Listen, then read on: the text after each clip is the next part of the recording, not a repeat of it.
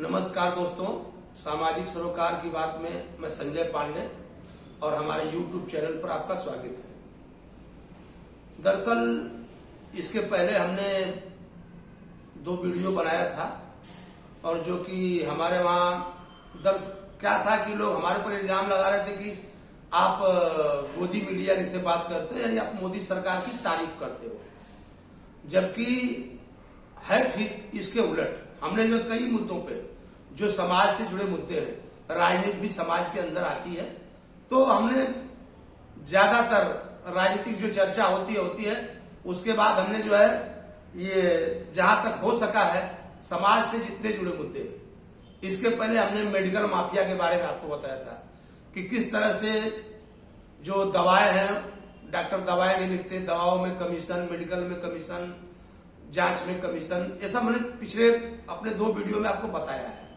खैर एक चीज हमको ये भी मालूम है कि जो हमारे वहां की जनता है, जो हमारे वहां के लोग हैं, वो किसी चीज से भले ही त्रस्त रहेंगे लेकिन ऐसे मुद्दों पर उनका ध्यान रहता नहीं है। जो गैर जरूरी मुद्दे होते हैं वो उनके जहन में ज्यादा आते हैं, जबकि जो उनकी जरूरत की चीजें होती हैं वो उस पर ध्यान नहीं देते। खैर छोड़िए, कोई ध्यान दे ना दे, जगाना हमारा काम है और हम निरंतर जगाते रहेंगे। तो अभी तो हमने मेडिकल के बाद जो शिक्षा माफिया थे उनकी चर्चा करनी बाकी रह गई, जब तक एक दिन बहुत दिन से मेरे दिमाग में एक चर्चा आ रही थी पानी माफिया। जी हाँ, पानी माफिया। और हमारे गांव में भोजपुरी में एक कहावत है, मैं उसको बताता जरूर आपको। लोग कहते थे कि आवा बैठा पिया पानी, ई तीनों ना मोल बिकानी।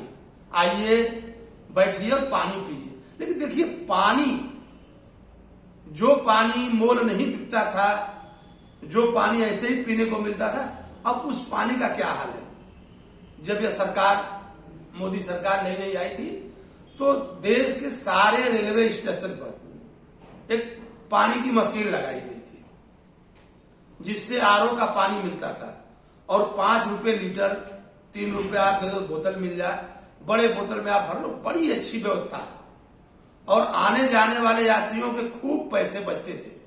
ऐसा लगता था जैसे बहुत दिन के बाद कोई एक बहुत जरूरी योजना जो है जमीन पे उतरी थी। लेकिन क्या हो गया, एकाएक क्या हो गया कि धीरे धीरे करके सरकार का ध्यान भी हटता गया और ये जो मशीनें थी वो पानी माफिया के कब्जे में आ गई। मैं पिछले दिनों जा रहा था एक यात्रा पर, तो हमने देखा जगह जगह कि वो जो मशीन थी उसमें कहीं भंगार रखा गया है, कहीं मशीनें बंद पड़ी हैं, कहीं शायद पूरे स्टेशनों पर इक्का दुक्का कोई एक मशीन चालू थी।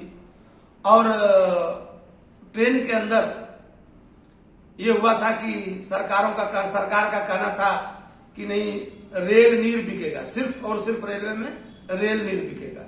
15 रुपए उस पे उसके दाम लिखे थे।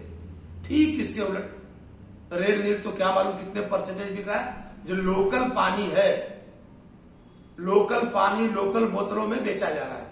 और आपसे मैं बताता चलूं कि होलसेल में इन बोतलों का खर्चा सिर्फ 5 रुपए है।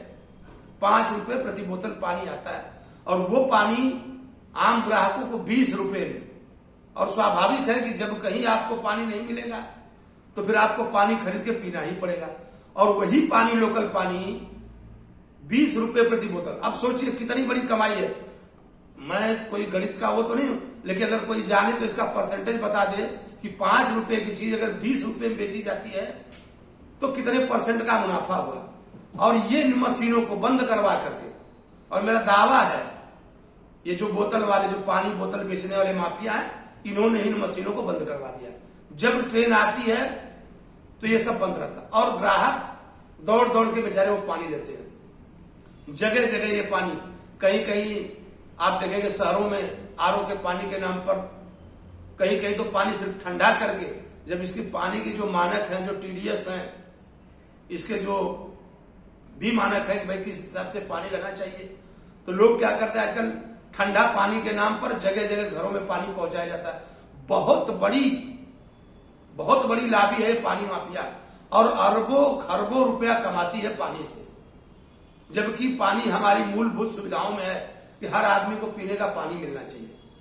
हमने ट्रेन में एक विक्रेता था, उससे पूछ दिया, भाई ये कौन सा नीर है, कौन सा पानी आप बेच रहे हो। तो उसने सीधा सा दो टुक, देखिए उनकी दादागिरी कितनी है, उसने सीधा जवाब दिया कि बोतल पे क्या लिखा है आप पढ़ लो।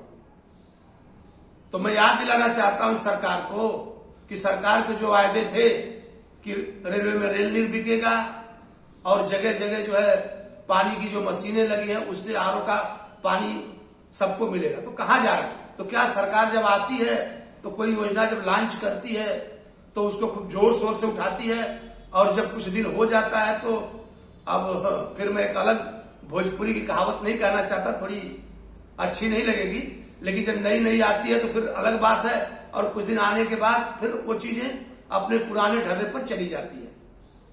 तो मैं चाहूंगा कि सरकार का ध्यान, रेल मंत्री का ध्यान इस तरफ आकर्षित हो, और जैसे हमने मेडिकल माफिया के बारे में बताया था वैसे आज हमने पानी माफिया के बारे में जिक्र किया है कि पानी माफिया किस तरह से सक्रिय है, और आगे मैं शिक्षा के बारे में बात करूंगा।